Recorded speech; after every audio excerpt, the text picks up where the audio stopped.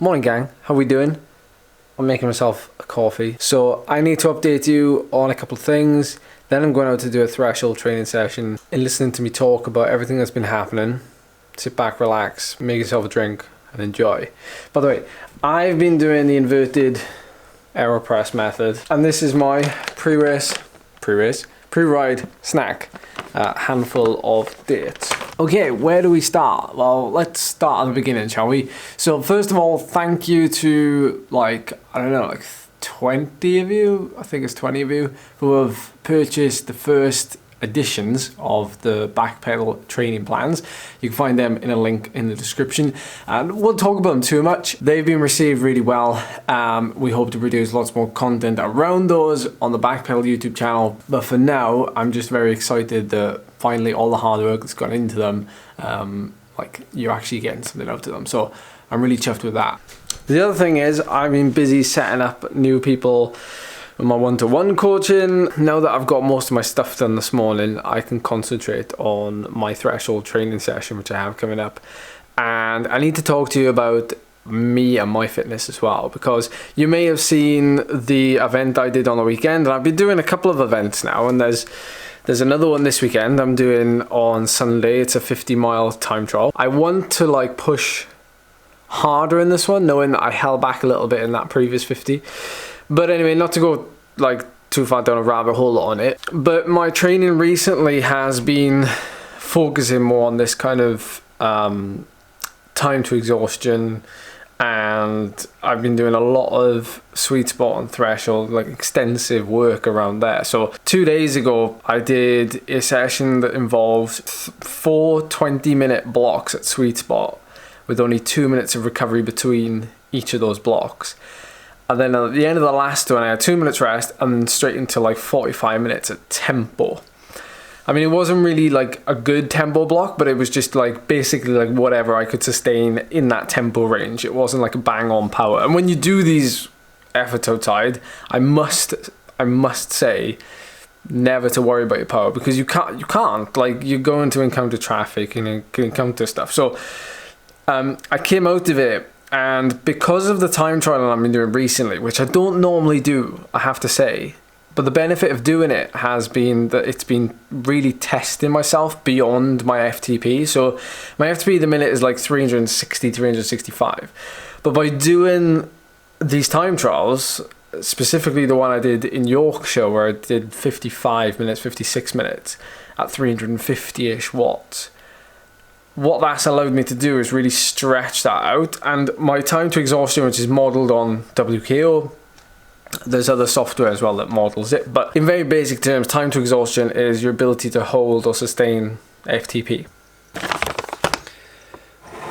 What I've actually managed to do is extend my time to exhaustion by, I think it was like 3 or 4 minutes, the model time to exhaustion. So what's happened is, by doing these efforts slightly longer than my time to exhaustion, which was I think 37 minutes, I've now upped it to 43. And after that session, the Sweetspot session, it's now 45 minutes. So I'm going through an extensive phase at the minute where I'm thinking, I wonder really how far can I stretch this? Can I stretch it to 50 minutes? Can I stretch it to 55? Can I stretch it, with the FTP that I have? Can I do it without actually losing that FTP?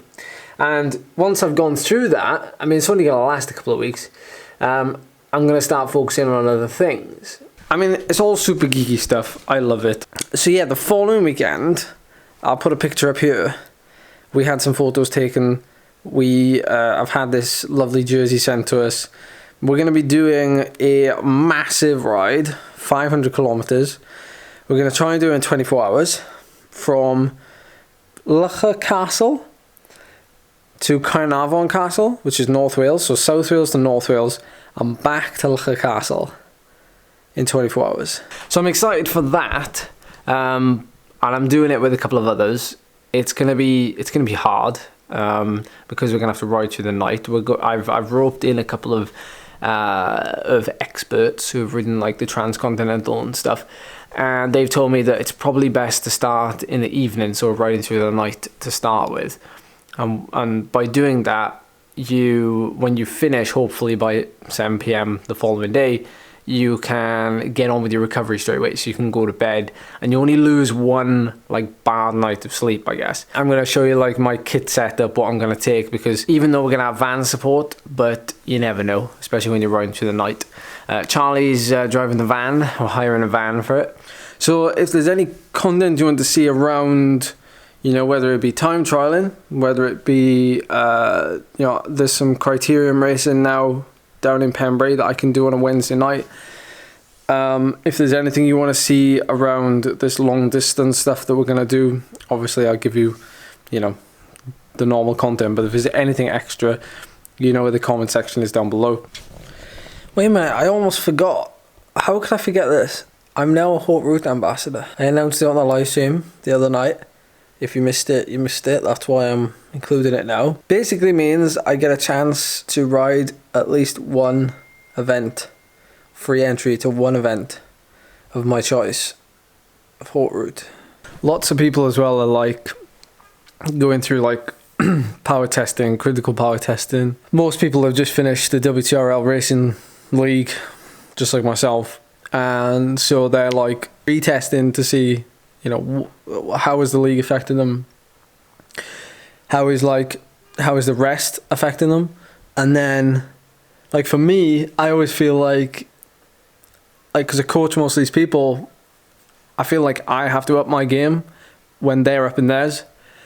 It's a pretty intense situation to be involved in, because I'm like trying to, I hate like lead by example, because, you know, we're all in a very similar boat, but I try to set the standard. If I keep setting the standard, if I keep like, I'm gonna go out now, I'm gonna crush this session. If I crush it, then it gives, you know, you the right to crush yours tonight or tomorrow or whenever it may be. So it's like, it's an awesome little community and setup and everything, and yeah, it just keeps driving me.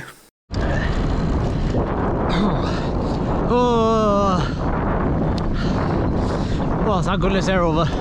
It was pretty intensive, where I actually did on Tuesday I did that 4 by 20 minute sweet spot.